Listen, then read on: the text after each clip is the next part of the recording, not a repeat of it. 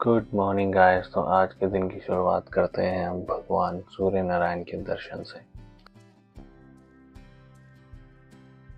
तो हम रेडी होकर निकल जाते हैं अपने दिन के पहले तीर्थ दर्शन के लिए। तो सबसे पहले हमने अपने होटल से चेकआउट किया और वहाँ से कुछ ही दूरी पर हमारा एक तीर्थ स्थान था जो कि बाणगंगा। तो हम वहाँ के लिए प्रस्थान करते हैं। यह जगह सोमनाथ मंदिर से भी काफ़ी पास है। तो आप जब सोमनाथ मंदिर आएंगे तो यहाँ पर भी ज़रूर दर्शन करिए, लेकिन आपको एक चीज़ का ज़रूर ध्यान रखना है कि यहाँ पर जब लो टाइड हो सिर्फ तभी जा सकते हैं।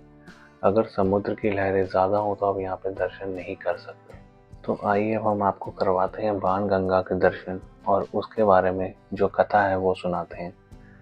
तो जैसे कि आपने मेरी पिछली वीडियो में बलका तीर्थ की कहानी सुनी होगी, अगर नहीं सुनी तो मैं पिछले व्लॉग का लिंक इस डिस्क्रिप्शन में डाल दूंगा, आप जाके देख सकते हैं और वहाँ पे बलका तीर्थ की भी कहानी सुन सकते हैं।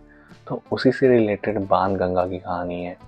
तो बाणगंगा में 2 शिवलिंग है। यहाँ पर जरा नामक शिकारी जो था वो शिवलिंग की पूजा करता था और यहीं से कहा जाता है कि शिकारी ने अपने बाण से तीर छोड़ा था जो कि सीधा भगवान श्री कृष्ण के पाँव में लगा था, जिससे उनकी मृत्यु हो गई थी। तो चलिए अब हम आपको लेकर चलते हैं द्वारका, जो कि है गुजरात के दूसरे पार्ट में।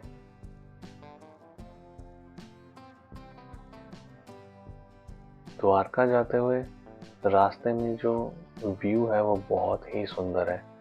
समुद्र के साथ ही रोड है और वहाँ से जब आप जाते हैं तो बहुत सुंदर नज़ारे मिलते हैं देखने को।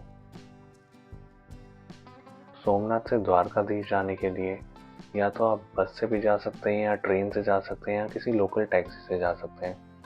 तो जो सबसे चीपेस्ट पड़ेगा वो या तो आप ट्रेन से जाइए या बस से जाइए।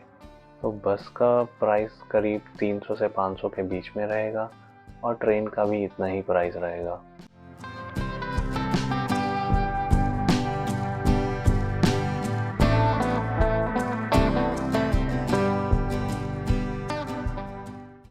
तो कुछ 3 से 4 घंटे का सफ़र तय करने के बाद हम लोग आ जाते हैं द्वारकाधीश मंदिर।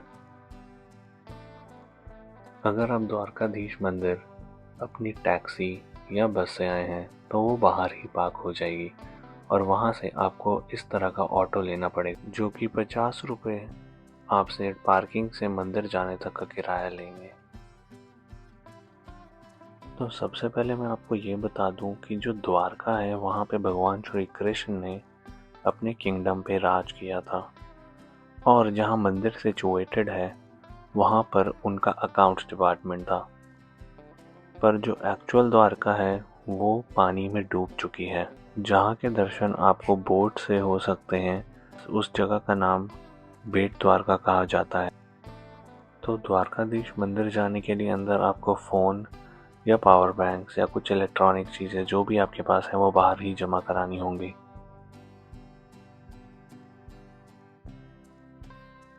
ये सुदामा सेतु है जो कि अभी कुछ ही टाइम पहले नया बना है, जो मेन सिटी से मंदिर तक कनेक्ट करता है।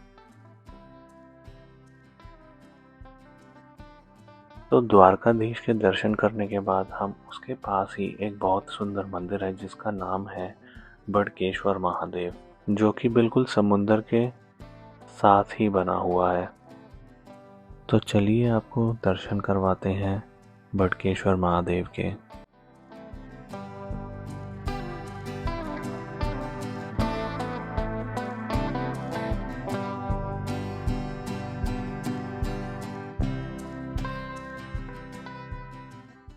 तो दर्शन करने के बाद हम कुछ देर रेस्ट करने होटल आ जाते हैं और जो हमने होटल लिया था उसका नाम है द्वारकाधीश लॉड्ज इको इन।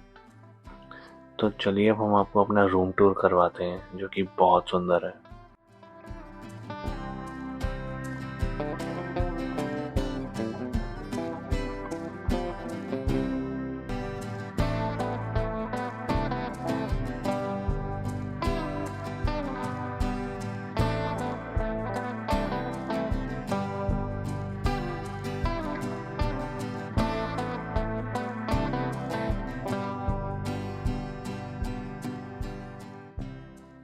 तो कुछ देर रेस्ट करने के बाद हम अपनी शाम की शुरुआत करते हैं रुक्मणी देवी मंदिर से।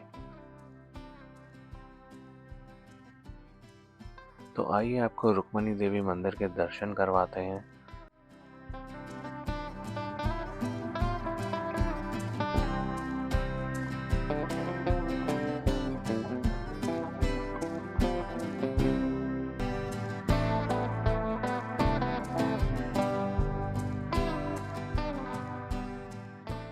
रुक्मिणी देवी मंदिर के दर्शन करने के बाद हम सीधा आ जाते हैं दूसरे ज्योतिर्लिंगा पर, जिसका नाम है नागेश्वर महादेव। आइए अब हम आपको यहाँ की सुंदरता दिखाते हैं और यहाँ की आरती अटेंड करवाते हैं।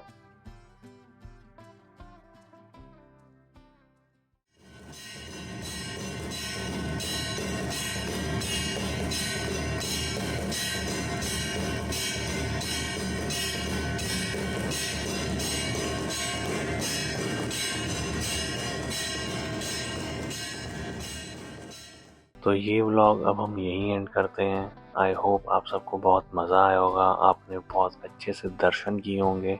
आपको कोई भी क्वेरी या कुछ भी आपको हमसे पूछना हो तो आप ज़रूर कमेंट करें या हमारे इंस्टाग्राम चैनल पर जाके डीएम करें। हम आपके सवालों का ज़रूर जवाब देंगे। ऐसी और वीडियोस के लिए लाइक, शेयर और सब्सक्राइब करना ना भूलें। And don't forget to follow 2 tickets 1 dream। Har Har Mahadev.